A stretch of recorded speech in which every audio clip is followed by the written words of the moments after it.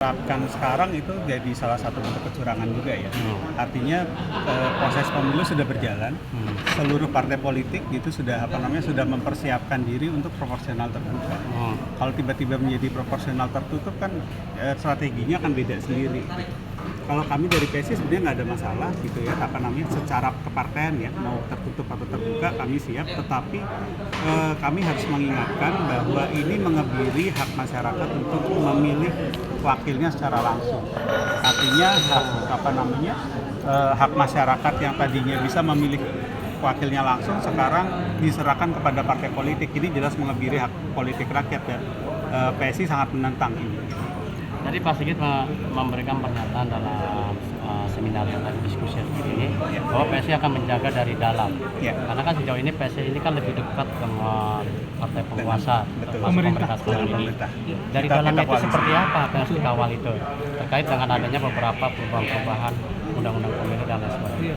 Artinya gini, ada dua pilihan lah untuk mengubah perpolitikan Indonesia. Satu melalui jalur luar sistem, kemudian dari dalam sistem. Kami dari PSI memilih untuk masuk ke dalam sistem.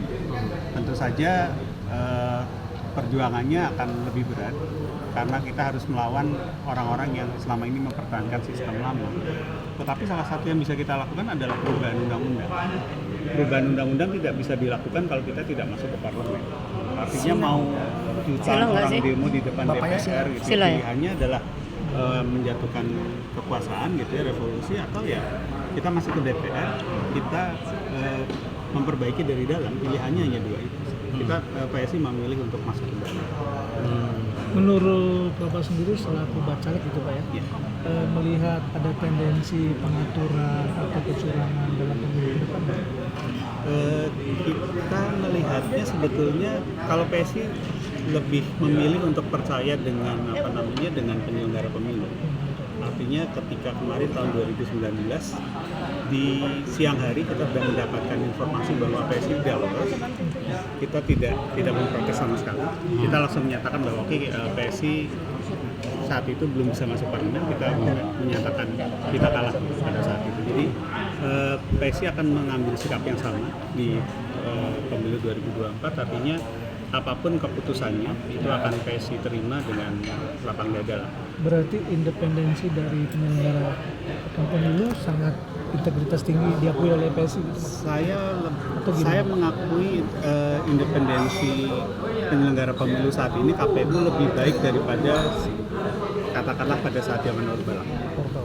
Artinya sekarang lebih independen, dia komisi independen dipilih oleh eksekutif dan oleh parlemen gitu ya.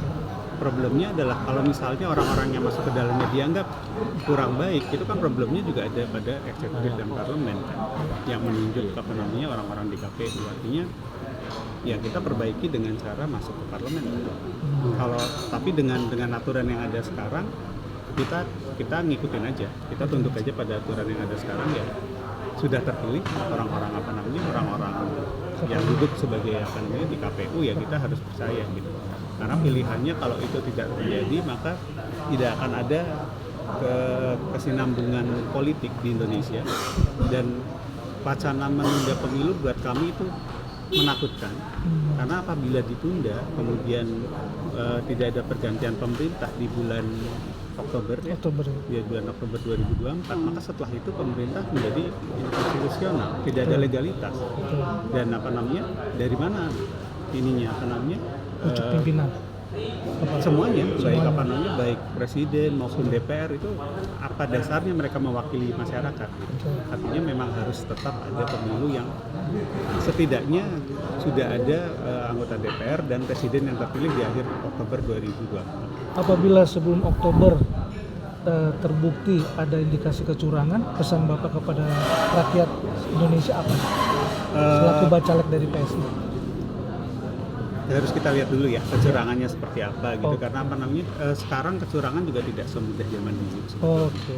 Pak Sigit, menurut pandangan Bapak, apakah KPU ini sudah terinvestasi dengan pemerintah pusat dalam arti partai penguasa, karena kan beberapa bulan yang lalu pada saat verifikasi pendaftaran pemilu ini bahwa ada partai-partai kecil ini banyak yang tidak diloloskan, sehingga pada saat mereka membela diri baik itu lewat MK dan lain sebagainya, hanya ada beberapa partai termasuk Partai Umat akhirnya diloloskan, sehingga dilema Partai Prima ini belum di ACC. Pandangannya seperti apa? Kalau menurut saya masalahnya nggak di KPU, masalahnya lebih di DPR-nya. DPR yang bikin undang-undang pemilu, kemudian menyatakan bahwa partai politik yang belum masuk ke parlemen harus diverifikasi faktual, sementara yang sudah masuk bebas gitu, melegang dengan bebas. Itu problemnya di DPR menurut saya. KPU hanya pelaksana. Artinya ketika DPR mengubah aturannya, KPU akan ikut. Jadi ketika PSI tidak mempermasalahkan KPU-nya, kami mempermasalahkan aturan yang dibuat itu tidak adil. Aturannya tidak menciptakan same playing field kepada partai-partai lama maupun partai-partai baru. Itu yang jadi masalah. Jadi ketua DPR-nya dari terakhir, PDIP Pak, ya. dari saya, apakah PSI masih konsisten dengan anak mudanya, Pak? Gitu. Ya, milenial. Iya. Masih. Pasti akan ada pertanyaan kemarin kenapa banyak tokoh-tokoh senior masuk gitu ya. Jadi ketika tokoh-tokoh senior ini masuk, mereka sebetulnya intinya ingin mendukung anak-anak muda. Mereka tidak dalam posisi oke, saya yang beberapa maju lah sebagai caleg, tapi nggak semuanya. Ada beberapa yang memang cuma di belakang layar gitu ya, kemudian memilih oke, saya orang tua nih, saya mendukung anak-anak muda yang sedang berjuang. Kira-kira posisi mereka seperti itu. Seperti pembina gitu ya. Membina. Kayak orang tua lah. Iya. Kayak orang tua yang melihat anaknya nih, anak gue lagi berjuang, gue ngapain? Iya. Masa gue diam-diam aja, yaudah gue bantu. Iya. Kira-kira seperti itu. Izin bertanya terkait pencalekan Abang, kalau boleh tahu di dapil mana nih Bang? Saya di Jawa Barat 6, di Depok, Bekasi. Depok Bekasi. Bang. Ini orang Kita Depok jadi nih. tim sukses. Target suara berapa? Depok. Satu. Izin Bang, kira-kira bila insya Allah terpilih, kedepannya mau fokus dalam bidang apa Bang? Sebetulnya kalau dasar saya itu sebetulnya IT. Nanti. Saya dulu itu sebelum gabung ke PSI, saya direktur operasional di pengelolaan amandemen internet Indonesia di PANI. Jadi saya punya concern untuk memperbaiki tata kelola IT sebetulnya di Indonesia, termasuk misalnya tadi saya bicara tentang e-voting gitu. Indonesia tuh harusnya udah bisa e-voting gitu. Secara teknologi nggak ada masalah, itu bisa lebih murah. Kenapa partai-partai tidak mau memilih? Itu sesimpel itulah. Sama banyak lah. Saya bisa cerita A sampai Z gitu ya. Sekarang gampang gini, undang-undang telekomunikasi, cari kata internet di situ nggak ada. Itu kebangetan banget. Iya.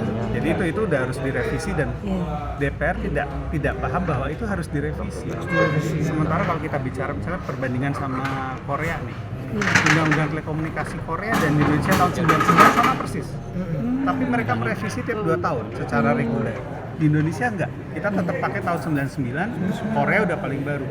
Akhirnya koneksi internet di Korea paling cepat di dunia, kita termasuk paling lambat di Asia Tenggara. Salah satunya karena aturannya, pengelolaan frekuensi segala macam, termasuk Terkait 4G, 5G juga. 4G, 5G termasuk ya itu ada korupsi BTS kemarin, itu kan sangat mengganggu. Oke. Terakhir Bang, mungkin ada sedikit dari saya pesan-pesan Abang untuk warga di dapil Abang, ajakan. Ada ini agak menarik di dapil saya, ada Bekasi sama Depok itu beda banget gitu. Iya. Buat Depok kita lagi dukung Kaisang. Iya, Kaisang. Jadi kita kita berharap masyarakat Depok bisa ikut mengusung Mas Kaisang untuk berkonsentrasi di pemilihan wali kota tahun depan. Itu karena Depok ini berantakan banget. Betul. Berantakan banget sehingga perlu perlu perbaikan yang menyeluruh lah. Problemnya selama ini orang-orang yang harusnya melawan penguasa sekarang gitu ya, PKS gitu ya, itu cenderung tidak serius. Artinya kita memang butuh tokoh yang bisa mempersatukan semua kelompok nasionalis di Depok untuk melawan PKS. Dan itu kita melihat ada di sosok Kaisang. Kalau buat Depok, saya meminta masyarakat Depok, warga Depok, yuk kita bareng-bareng dukung Kaisang. Kalau Bekasi Bang? Kalau Bekasi ini sebetulnya masalahnya kalau menurut saya ada di masalah korupsi ya. Karena wali kotanya berkali-kali ketangkep korupsi. Iya benar. Ya. Betul Bang. Artinya ya kita warga Bekasi jangan mau dibohongin lagi ya sama sama partai-partai maupun politisi-politisi lokal di sana yang selama ini maju cuma buat korupsi aja. Bahwa Bekasi jauh lebih berkembang daripada Depok, iya, tapi kalau nggak dikorup pasti akan lebih maju lagi. Jadi pilih, nggak harus milih saya, tapi pilihlah kira-kira figur yang akan membawa perubahan di Bekasi. Dalam hal ini yang perlu dirubah adalah kebiasaan korupsinya dikurangi lah. Siap. Kira-kira Saya mau maju Pak. siapa? Patri dari PDI. Siap. Iya, dari kami kayaknya ketua DPD-nya mau mencoba untuk maju kalau kita dapat satu fraksi. Oh siap. Oke, terima kasih Pak. Terima kasih, Abang. Terima kasih. Iya.